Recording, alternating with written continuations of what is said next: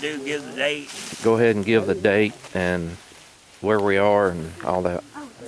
All right, this is the 28th of October, 2022, and we're down here at the Shelby Creek Cemetery doing a tour of all the people buried here and the graves and the names and the dates and the connections. The 30th. 30th. Oh, I'm sorry. I made a mistake. It's the 30th of October. I'm getting old. You stuff. Well, there's a stagecoach road that came from Ripley, originally I guess called the Lower Ashland to Holly Springs Road. Ripley to Holly Springs Road. And there's a stagecoach stop down here. The Crawfords run it, George Washington Crawford. They'd take the horses up and water them and feed them overnight, and they had accommodations for people to stay. And being it was on this road and all, how the church exactly got started, I don't know, but it was a member of the Shelby Creek Methodist circuit. This is the first location of it between these two cemeteries right here. It's an open place, which burned in 1880. At the time it burned, they moved it up here about where this little road runs into the other one. And then after that one burned, they moved it up there to where Miss Bennett still owns the land up here. That's the last location of it. And so far, the last documentation I've been able to find in any of the papers I've looked at, the last church service I found to be held there was in 1953. So the building was still there in my lifetime. I remember it well. The best I remember, it had like a bay window on one end where the preachers stood. Do you remember that? Like Miss Albertson remembered. See, you too, Norman, probably. And it had it on this end, if I remember right. It had kind of a thing that come out. I guess that's where the pulpit was. I don't know. But it was getting in pretty bad shape, but I remember, but the top was all still on it. And Earl Hobson lived in it. That's the last person I remember living there. And after that, I don't know for sure what year it was torn down, but Miss Bennett can probably tell you. I don't know. Somebody burned it. Oh, it did? Okay. I just knew it had been several years since I'd been through there, and one day it was gone. So the church that was here was built in what year? Well, before the Civil War. I can't say for And sure. it was here till the 18... It burned. We found in the old Ashland Advertiser where it burned in 1880. And then Graceland found information where it was rebuilt up here where this road, I guess because at that time that CC Road and all had been built, or a different road. It was built up here about where this road comes out in, where that sign says Winton Baptist Church, somewhere in that general area. And then the last place it was built was up here where Miss Bennett owns now, that land there, in the forks of the road, I call it.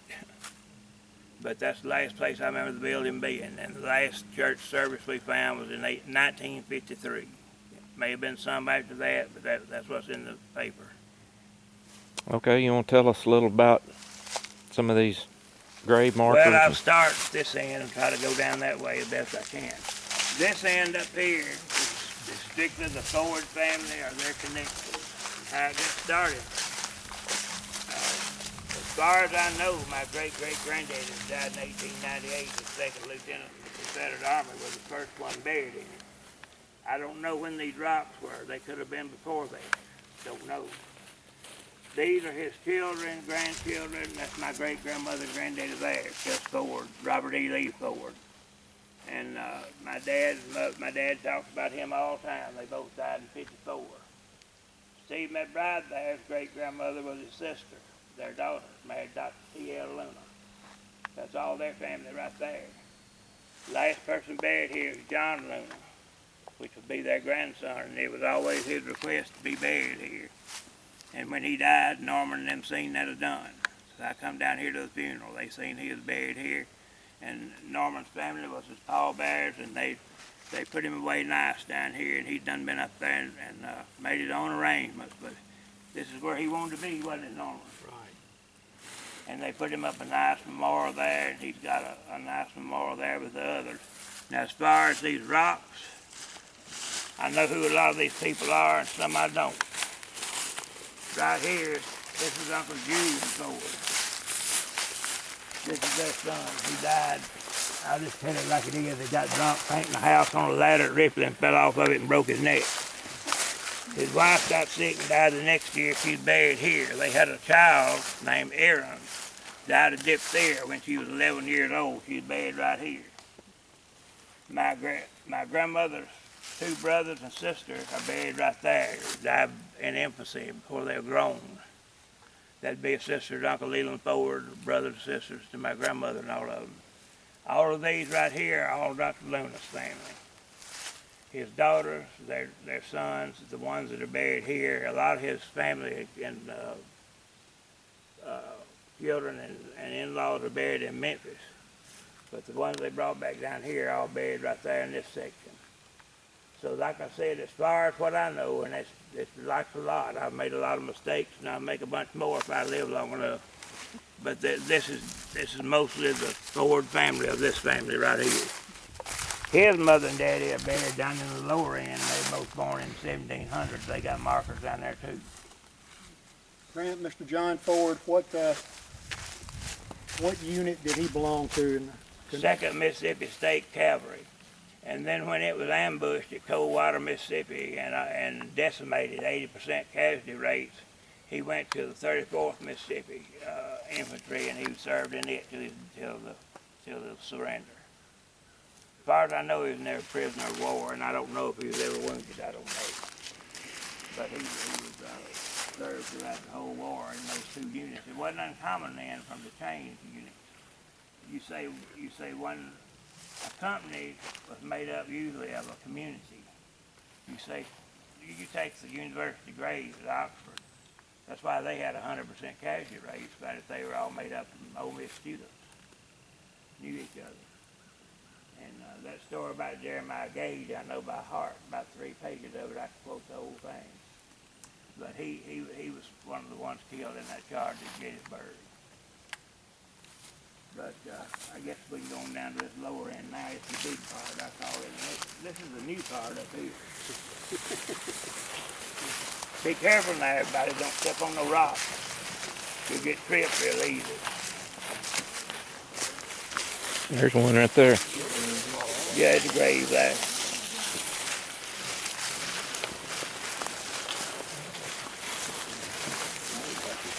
Where did Dr. Luna practice? Yeah. All in this area. And the Tippah County here. All these country doctors. You know, Dave McBride's granddaddy was one of 16 children. And when Dr. Luna did all... A majority of the graves here are unmarked, only by native sandstone. Mm-hmm. A lot of them. Home over here where he lived. He'd go to Tom Sampson. And he'd go and eat breakfast with him. So he used to go like delivering babies. Now his daughter, we called her Ain't Irish. She used to come stay with my grandma, you remember it, 2-3 weeks at a time out of Memphis. And she told me that many times. She said my daddy's buggy go to cousin Tom Simpson. And they'd have breakfast ready and he'd go in there and eat and then go on home. Because it was about as used to going there as it was somewhere else.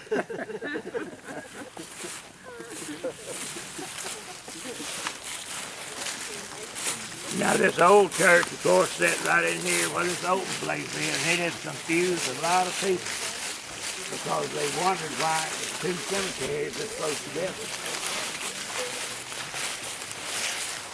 Before they cut that timber, you couldn't see any of that across there, but it's right pretty across. That's Shelby Creek you can see down that bottom there.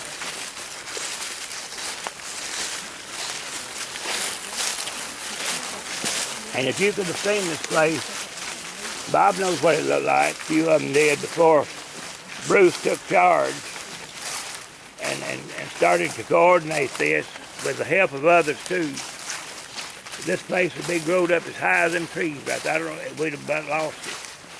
All the old ones that used to help see to it are gone. See what I'm talking about? Them? Yeah. That's probably just a roof there. You remember Miss Emma Simpson? Yes, sir. This is her mother and daddy, no, her grandmother and granddaddy, brothers and sisters, all of them right here. Well, that says Duncan right there. That's her folks. See, I've got that flag there. He was an officer in the Confederate Army. That's Emma's granddaddy. See it on the bottom there, a tribute of love, Emma Simpson. She bought that and put it there. So vandals come in here and broke all these tombstones. That's the reason she did that. And the grave section plot starts right in here.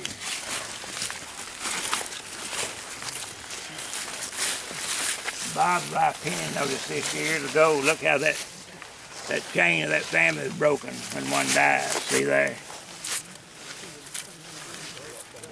That's what that stands for. You don't see that much, do you? Broken chain. Penny noticed that. I never would have noticed probably what it stood for, but she noticed it. Oh, there's over 100 people buried. Look at all those rocks down through there. Each one's a grave.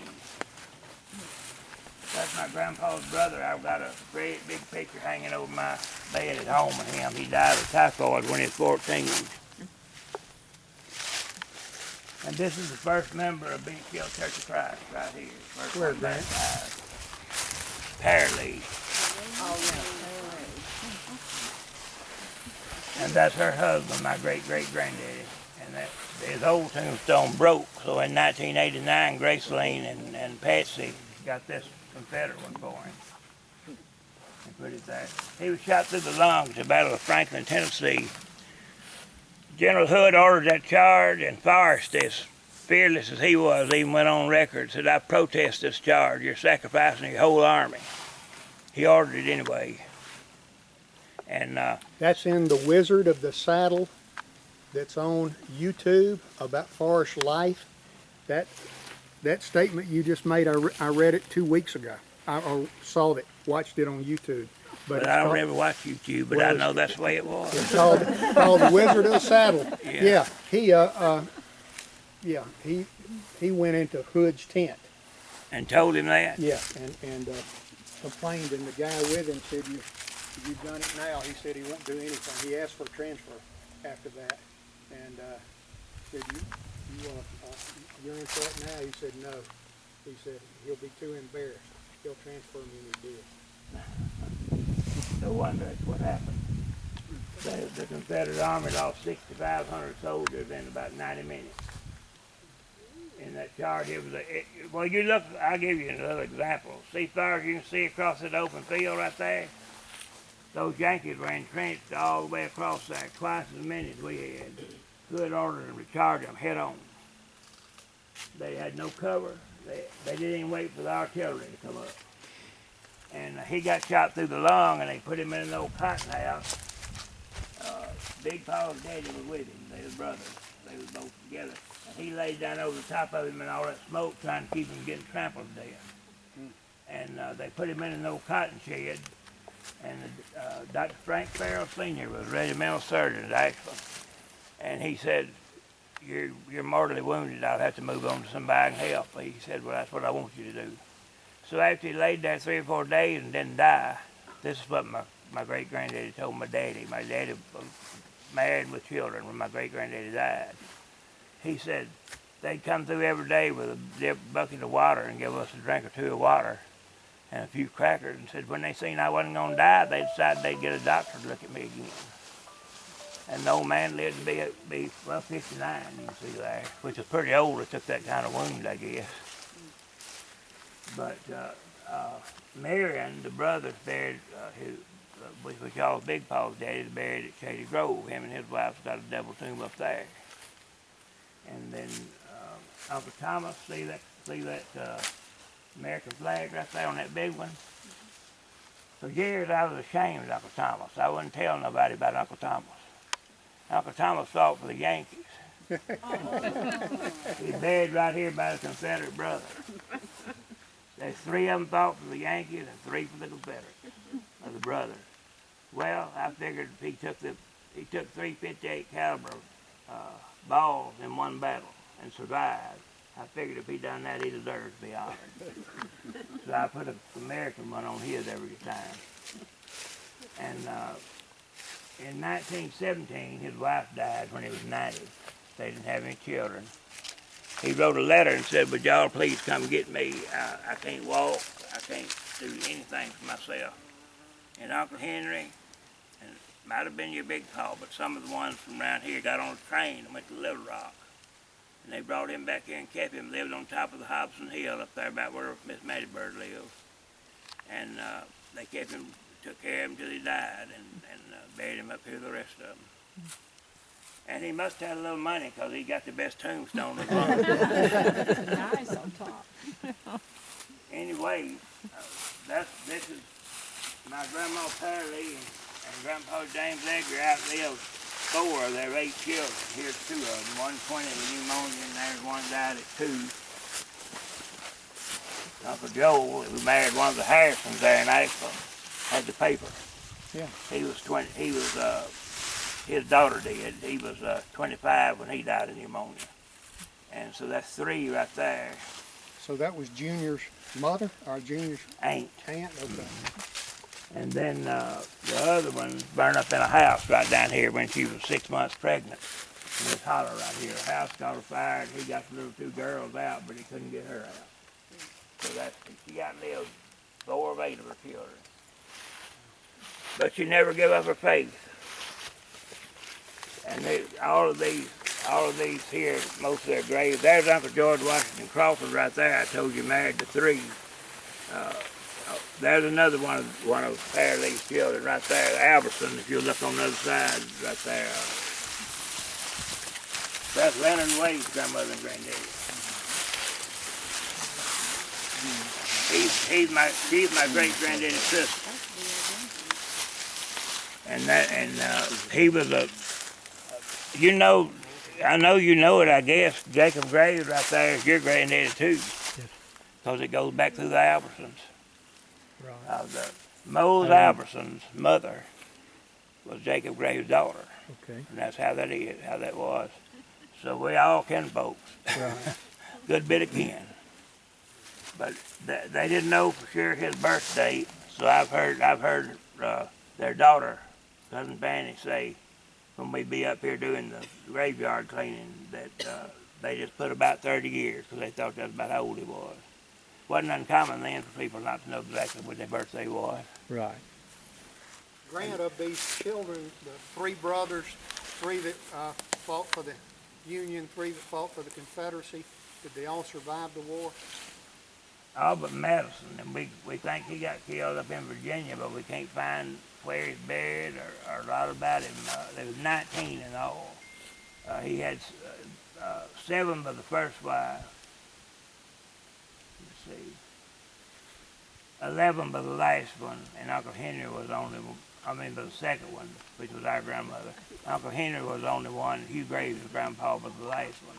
Grandpa Jacob was about 75 when he was born. So he's the only one by that wife that he's buried by. Now I'll show you Jacob, who was the granddaddy of everybody in Gravestown right down here. And that's not no exaggerated statement. Now see, Ben, that's your granddaddy right there too, and Grandpa, your great-great-granddaddy and Grandpa. That'd be Uncle Clyde's granddaddy and grandmother. Right here. Their mother and daddy's buried up here on the side of the road. You've been dead. You said Kenneth took you dead. That's a girl, Percy Ann. A lot of people don't know that, but it is. How I know it was census is just Percy Ann grave.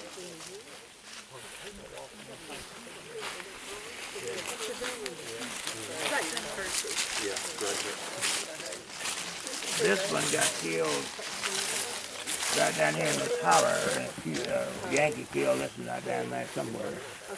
And Aunt L. Jordan and Joel right there was playing when they was little. Over here, you've heard me tell it. And they found a dead Confederate soldier in the woods over there. So they went home and got Jacob. The rest of them was all off in the war, and their mother, and they brought him up here and buried him right down in there. About a week or 2 later, a Yankee cavalry patrol come through here going to Salisbury, and they told them the man's name was on there, Oliver Black, and his pin in his coat. They said, leave word up at Salisbury. We found a man named Oliver Black, a Confederate soldier, dead down here in the woods. About a week later, an old white-headed man and a young woman rolled up on a wagon down here. They said, that's my husband and his son. We come after the body. So they come up here and helped him take him up. And he's buried up there somewhere, I guess. It's the Salisbury around his throat. But that's just what stuff people went through back then. All right, here's Jacob and his wife. Third wife now. That's not our grandmother. It's our step-grandmother. Jacob is our granddaddy, all of us is. Born the first day of January 1783. He located the gravestone about 1848. So he was born in Orange County, North Carolina, moved to South Carolina, moved to North Carolina. In 1806, he moved to Franklin County, not Franklin, Tennessee now, but Franklin County, Tennessee, which is going to be west of Knoxville, Chattanooga out there. And he stayed there about 20-something years, and then he moved here. Spent the rest of his life here. Built right there about where Holcomb Graves' house is now, a log house. And that's his third wife right there. He had Hugh's grandmother by. You can see the age difference. He's 23 years younger than her. I mean older. So I don't know who these rocks right here is. How many descendants you think Jacob Graves has? Well, I'll tell you. Do you remember this Lucille, a woman, Hugh's niece, come here and wanted to know who the oldest Graves living was about 25 years, no, not that long ago. Since 2000. We told her, I guess, Mars. He was in a nursing home. He was 92 or 3. Said, reckon they would care if I did a DNA test on him. I said, you'll have to go see Maurice now.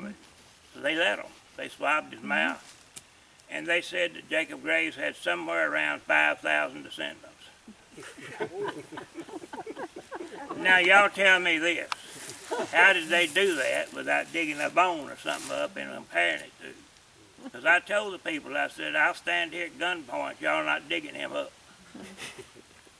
Would you let them? I said, you're not digging him up. I don't care if you don't find out who nobody is. But they say they don't have to do that. That's too far from my feeble mind to comprehend. So that's what they told us. They had 5,000 descendants. Grant, let's double check some field notes here. Jacob Graves was a veteran of the War of 1812. That's correct. He died at age 92, and he's Ken and Bob Simpson's great-great-grandfather. Great. Three greats. Wouldn't that be right? Yep. Yeah, that's right. And about everybody else is here too, Grandpa. I'll say that would be ours too. That's right. That'd be your great too. Same thing. Sure would. And all of Lucille's kids and Norman Albertson here and Francis and all of them, it's their grandpa too. All of us. So you can understand that. You count all their children and grandkids and all, it would be several thousand descendants. Probably a bunch of them. As far as we know, there's nobody in this cemetery that was born before January 1st, 1783. No, when Joseph Pearson, see that marker right there? That big limb, you can see that's been shattered all to pieces. I took it home with me and pieced it back together and put it together with a certain kind of glue and fixed it. And it's held all these years. He was born in 1792. Now he's the next one that I know of, the oldest. Grant, where was Jacob Graves born? Abbeville District, South Carolina. And when did he make it to our part of the country? He's not on 1840 census, he's on 1850 of Tippah County. We think from the tax record somewhere about 1847 or 8 is when he located the gravestone there. And we've got records too of him buying land those years. So that makes me think too that would be correct. He bought land from Zadok Hopkins and a brewer, 2 parcels of land. And Was that in Benton or Tippah County? what it'd be in Tippah then, it's in Tippah now. Yeah. Because part of it, the part that my great-great-granddaddy inherited would have been in Benton now. And the part that y'all inherited, big part of them inherited, have been in Tippah. But it was all Tippah at that time. Right. And then the next one, the oldest is born here, right down there, got markers. My great-great-great-grandmother and granddaddy Ford and Steve McBride's 2 on that is born in 1790 something, both of them on theirs. They're on the 1837 tax list to buying this land you can see right over there. So they come in here. They come in here from Limestone County, Alabama, which is right on the state line. Uncle Alex Sargent's people buried right there in a row. Right there. Them two boys ain't got no marker that died with typhoid, with yellow fever. 2 girls, 2 boys, and his wife died first. She was Paraly's sister. And they had to have him declared insane since Whitfield. I mean, that this morning he could hang. And his son, that's one of the most well-known, you can look it up, doctors there are at Seattle, Washington, writes me now all the time. I got a letter from him last week. He's tried his best to locate Uncle Alex Sargent's grave and have him moved up here and put by his wife. So Whitfield, evidently, their records are not good and they couldn't find it. So that's to be that remain that way, I guess. Tell us about the battle. Did the Union soldiers come through here from Bryce's Crossroads? They did, and they camped somewhere in here. I'm getting this from the Union records now. This is not something that was hearsay to me. The Union record, if you pull them up in Washington, D.C., will show after that battle that they camped in and around the meeting house known as Shelby Creek, on the way back from Memphis from Baldwin. This bound to have been what it was. They were going through to Salem.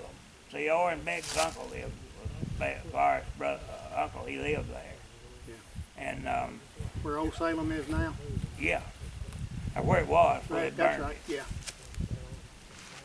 And what was the name of that road? This one right here was called the Lower Miss Ripley Holly Springs Road. Holly Springs, okay. The one that went up about where Highway 370 is now was called the Upper Ripley and Salisbury. Upper Ripley and Holly Springs. It went through Salem and teed off and went to LaGrange one way to Holly Springs. They used both roads, the troops did, right? Both roads. That's why most of these old houses in here is gone now. The front of them and the porches face north. Like my great-granddaddy and them's house down there, you know, Daddy Graves, it faced north. It didn't face Highway 4. Because Highway 4 wasn't down there then. W.T. Simpson's over there is a good example. It's still standing. It faces north. It don't face south. A lot of people have wondered that. That's the reason for that. Because there wasn't no road in front of it. There wasn't no Highway 4. When you get up there, Grant, by where we live, there's a place back there that looks like that's an old road bed, you know. How did that come about? Like down the hill behind where I live? I always called it the Go-Lightly place back up in there. But I don't know much about the Go-Lightly. I've asked a lot about them.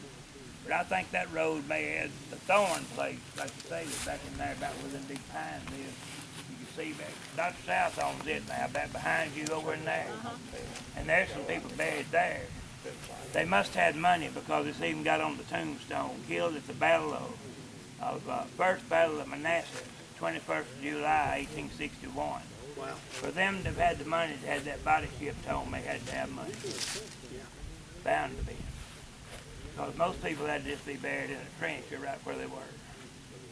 But that one was brought home from up there in Virginia. Dr. South said that they brought him back to Manassas, Virginia in a wagon. I don't doubt it. But it got it on the marker it brought back from there. I've seen it on there years and years and years ago. But I hadn't been there many years. Well, someone got in there and just mutilated all the tombstones. That's why these that are broken here did. Not the only time in my life I ever seen my granddaddy grave break down and cry like a baby.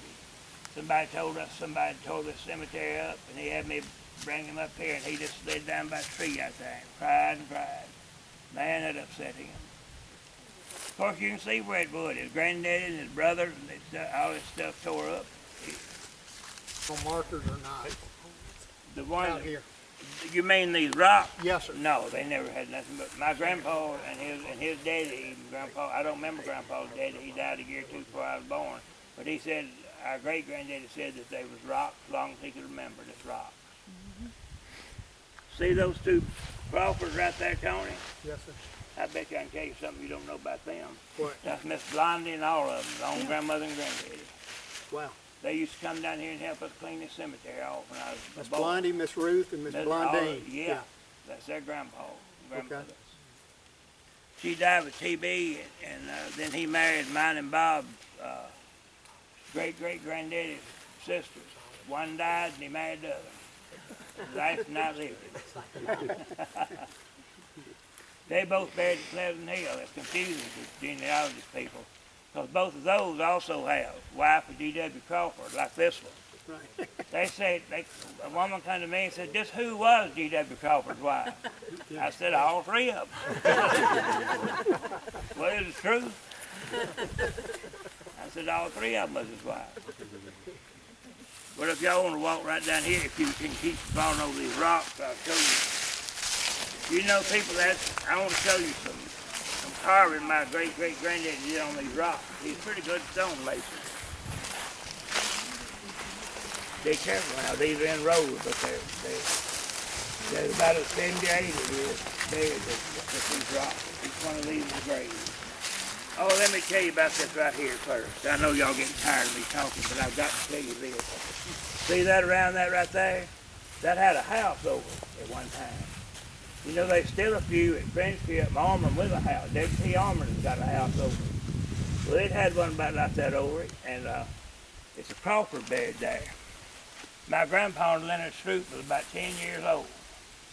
And they was playing up in here one pretty Sunday evening, about like it is now, and they heard some people walking through the woods. They climbed up in the top of that little old house. It was coming up a cloud and thundering. And they laid up in top of some lumber laying on it. The people didn't see them. They run and stood on the edge of that to keep them getting wet. Turned around looking this way, watching the clouds.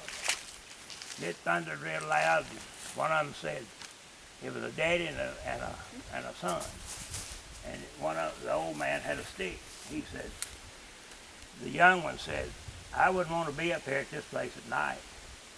And the old man, his daddy, said, surely you're not afraid of ghosts.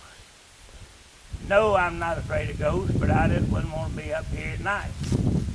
But about that time, they said, Leonard said he made the awfulest racket sound just like he'd come out of that grave, you know. He said, what was that? And the old one said, I don't know. And they just quiet a minute, stood there. One of them wearing a hat. Of course, Grandpa right up over him in that little house. In a minute, it thundered off a streak of lightning you ever seen, and Grandpa just took his finger and tipped that hat, and it fell off at his feet. He said that with a cane outrun the other. He said, that's the truth. He said, they run plumb off out through them woods, and said that was carrying that cane, and they outrun that young man. They never seen him no. Of course, I don't remember that little house ever being there, but it was common back in them days. People would, well, I think it's one or two at Friendship with a house built over it. They used to do that a lot. There's a Crawford buried there, but I can't remember his first name. I should have wrote it down. Have y'all ever seen any markers made like these anywhere else with blue paint on them? And those were put there in 1870 something. Look how good they hold up. I don't know why they quit making them. Looks like the writing on them holds up better than others.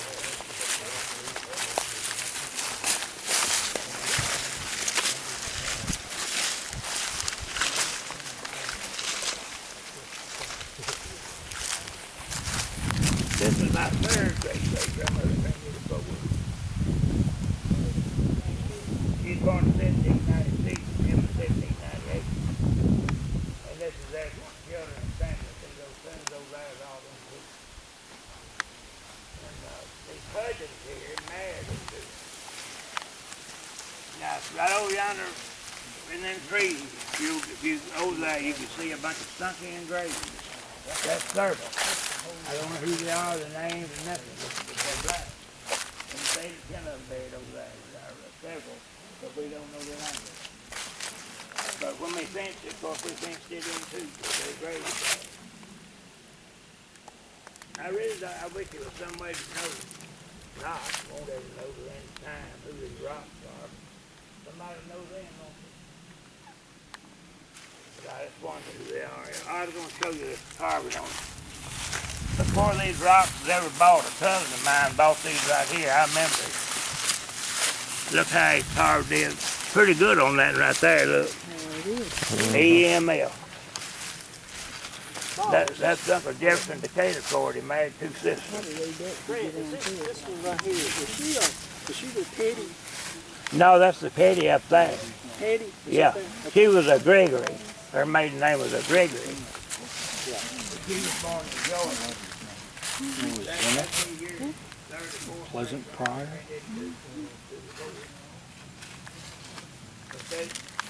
The Weathers right there, they married their daughter. And Jefferson Decatur's their son, and he married two sisters right there. What about the Hobsons right over there? Is that That's some of Uncle Barry's Bill. folks? Yeah, that's Uncle Bill Hobson's children, all of them. Uncle Bill Hobson was Calhoun's brother. You've heard of Calhoun there, our grandfather. Right. It's his brother's children. And the reason that they'd be buried here, he married a person. And he joked things with a person. They buried at Katy Grove. See, it's a whole lot of these Hobsons right here, they're mostly persons. So I guess they figured on being buried here too, but they died so much later they buried them at Katy Grove. They were all real close in age. Yeah, young kids, all these boys. That's the old granddaddy person down there. 68 to And those- 74. And those tombstones are really that old? Yeah, they're that old. You can look on the back of it, patented 1870 something. Well, that one's Made kind 18. of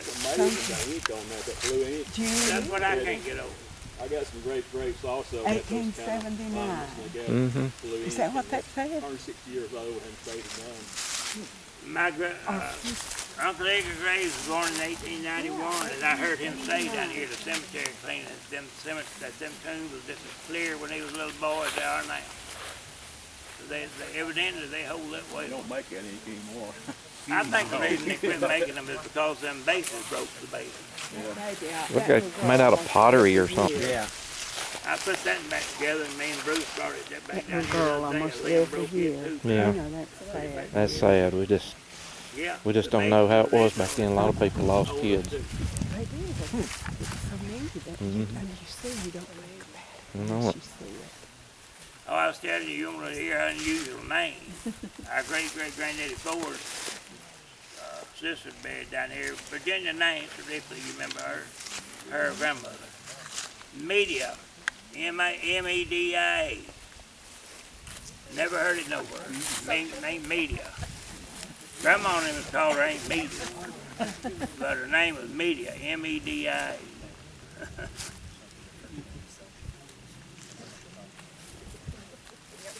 But anyway, Zena, yeah, that's not usual name too. But I'll tell you, if this cemetery hadn't been something done with when it was just about out of control. But Bruce sprayed it, cut this stuff, he sprayed it with stuff to keep these sprouts from coming back out. And stuff, he just saved it, that's what he helped do. Lucille, you remember when we used to have the work days up here and everybody'd bring something to eat and stuff, and there'd be a bunch come, but all them people are long gone. Oh, yeah. My grandma would let that tailgate down in that old 51 Ford pickup. She'd have enough stuff sitting there to feed half the country. And Aunt Robbie and all of them, Aunt Lily, all of them, they'd all cook stuff and bring it, you know. They wasn't nothing. Cleaning the grave. Headstone. Yeah, he Came up here in this summer. Norma's daughter come up with some stuff to know how to clean the marker. It's a special cleaner called D2. D2. Letter D, number 2. D2. You And it- couldn't even read that marker. Right. And so I think it was July we came up here. And you spray it on, let it sit about 10 minutes. And then they provide a certain scrubber. It has to be soft. We scrubbed it, rinsed it with water, and then sprayed it again and then scrubbed it again. The danger is if you use any commercial cleaning solution or Clorox or a pressure washer, these will disintegrate and you'll ruin them. Now we cleaned all three. You couldn't read Paralease before. And You couldn't read it's his the best either. example of what the product did. But that one- Unfortunately, we weren't able to get the same result over here on this one. these It's two, the one that goes with that, and it broke. See, it broke, but it was a lot dirtier. I'm sorry, go ahead. no, these two cleaned up real well, and that one Yeah. didn't. But I think something if we did it annually, they would be preserved, and you could read them. Yeah, if it was done and cleaned them half as good as it did then, you could see how clean they'd be. And Eddie, you were saying the Sons of Confederate Veterans did, and that's probably the same product or a similar product. I imagine this, if she's doing the That's them saying the Sons of Confederate Veterans. I told Bob was at Pleasant Hill yesterday cleaned them, and I was shocked. Right. You know, my Yeah. was been segregated for a while, but she Tell us about the county lines, Bruce. We're close. I'm gonna show you something before I tell you about Okay. Certain folks right here, the two yellow fever boys are there between that broken one right there. And then Aunt Modena and Lily died with yellow fever with them two tombstones. He's the one they was gonna move back here from Whitfield, but they can't find his grave. Anyway, these two persons right here are the same ones of these right out here. That's the same family. But I don't know if they're brothers or sisters or first cousins or what. But it's definitely the same ones. All these persons are in the cemetery are all the same bunch. Was this yellow fever? I was told it was. It was in 78 or 76. So there's an infant born and died the same day. This one lived 2 weeks. I don't know. Yellow fever wasn't just in 1878 now. It extended a long time. When the first frost come every year, I doubt this being yellow fever. See the time of year it was. Yellow fever didn't start till it got hot weather. About July and all when you start seeing yellow fever. Come a first killing frost, it was gone. I don't care if 50 of them had it. That's it. You can read the statistics. That the mosquitoes caused it, you see. So these are probably, this one was died during the yellow fever, see, August of 75. But these two probably died of something in childbirth. I'm guessing though, I ain't got no proof of it. First time I ever come down here was me and Bob and Penny. She said, I've never in my life been to a place with so many children. But that was this way it was back then. You know, died. No antibiotics. No, You could die from anything. This pneumonia, the flu, anything, you just gone if you got anything. Grant, Thomas Duncan, I think over here, Yeah, he was in Pickett's charge at Gettysburg. that's right. His granddaughter told me that, Emma Simpson, while she was still living, she told me all about it. You remember her, Bobby Lou's mother? Yeah, but I'm just saying that guy was in Pickett's charge. You know Janet Jones at Ashland? Yes, sir. Her grandpa was buried over here at Curtis Creek, right here across the holler. Got a tombstone. Where Dudley's buried, Lucille's husband. You ought to see the picture she got of him. His whole face is blowed off. He was an old man. He tried to cover it with a beard, but it's just disfigured terrible. And you know what killed him? My grandpa heard him hollering down here in the bottom. He was going to school. Come up a little cloud. Lightning struck him on a hay rake, killed him. After he lived through Pickett's Charge. He said me something. Pickett's Charge. You'd be shocked if I wrote down and told you the people that was in that charge in this Benton County here. And one that died, Mr. Boston Blackwell, lived up there with Black Jack Church, lost all three of his boys in that charge the second day of July 1863, all of them. Every one of them.